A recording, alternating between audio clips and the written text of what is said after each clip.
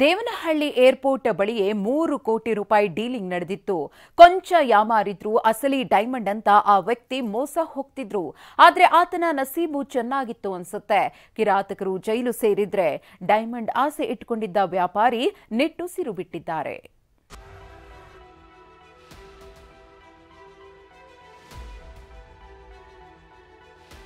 ನಕಲಿ ಡೈಮಂಡ್ ಇಟ್ಕೊಂಡು 3 ಕೋಟಿಗೆ ಡೀಲ್. ಏರ್ಪೋರ್ಟ್ ಆವರಣದಲ್ಲೇ ಕಳ್ಳಾಟ, ಖದೀಮರು ಲಾಕ್. ಬಿಳಿ ಕೆಂಪು ವಜ್ರಗಳು ಪಳಪಳನೆ ಹೊಳೆಯುತ್ತಿವೆ. ಗ್ರೀನ್ ಡೈಮಂಡ್ ಮುತ್ತುಗಳು ಕಣ್ಣು ಕುಕ್ಕುತ್ತಿವೆ. ಅಂದಾಗೆ ಇವೆಲ್ಲ ಅಸಲಿ ಅಂದುಕೊಂಡ್ರೆ ನೀವು ಮೋಸ ಹೋಗೋದು ಗ್ಯಾರಂಟಿ. ಈ ಖದೀಮರ ಮುಖಗಳನ್ನೊಮ್ಮೆ ನೋಡಿ. ಒಬ್ಬನಾದ್ರೂ ಸಿರಿವಂತನಂತೆ ಕಾಣುತ್ತಿಲ್ಲ. ಆದ್ರೆ ಇದೇ ಕಿಲಾಡಿಗಳು 10 ಕೋಟಿ ಮೌಲ್ಯದ ಡೈಮಂಡ್ ಇದೆ ಅಂತ ನಂಬಿಸಿ 3 ಕೋಟಿಗೆ ಡೀಲ್ ಮಾಡಿದ್ರು. ಇನ್ನೇನು ಹಣ ಕೈ ಸೇರುತ್ತೆ ಅಂದುಕೊಳ್ಳುವಷ್ಟರಲ್ಲೇ ಲಾಕ್ ಆಗಿದ್ದಾರೆ.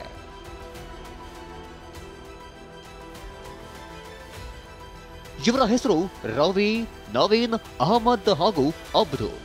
ಈ 4 ಗ್ಯಾಂಗ್ ನಮ್ಮ ಬಳಿ ಬೆಲೆ ಬಾಳುವ ವಜ್ರಗಳಿವೆ.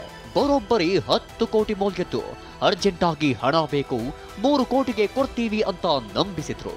ಲಕ್ಷ್ಮೀ ನಾರಾಯಣ್ ಎಂಬುವರಿಗೆ ವಾಟ್ಸ್ಆಪ್ ಕಾಲ್ ಮಾಡಿ ಡೀಲಿಂಗ್ಗೆ ಕರೆದಿದ್ರು. ಡೈಮಂಡ್ ನ ಒಂದಷ್ಟು ಫೋಟೋ ಕಳಿಸಿ ಕೆಂಪೇಗೌಡ ಏರ್ಪೋರ್ಟ್ ಬಳಿಯ ಪ್ರತಿಷ್ಠಿತ ಹೋಟೆಲ್ಗೆ ಕರೆಸಿಕೊಂಡಿದ್ರು. ಆದ್ರೆ ವ್ಯಾಪಾರಿ ವಜ್ರಗಳನ್ನ ಪರಿಶೀಲನೆ ಮಾಡಿದಾಗ ನಕಲಿ ಅನ್ನೋದು ಗೊತ್ತಾಗಿ ಅಲರ್ಟ್ ಆಗಿದ್ರು. ಕಳ್ಳ ಮಾಲ್ ಬಗ್ಗೆ ಸೈಲೆಂಟ್ ಆಗಿ ಏರ್ಪೋರ್ಟ್ ಪೊಲೀಸರಿಗೆ ಮಾಹಿತಿ ನೀಡಿದ್ರು. ಕೂಡಲೇ ಕಾರ್ಯಪ್ರವೃತ್ತರಾದ ಪೊಲೀಸರು ಆರೋಪಿಗಳನ್ನ ಬಂಧಿಸಿ ಡೂಪ್ಲಿಕೇಟ್ ಮಾಲ್ ಅನ್ನ ವಶಕ್ಕೆ ಪಡೆದಿದ್ದಾರೆ.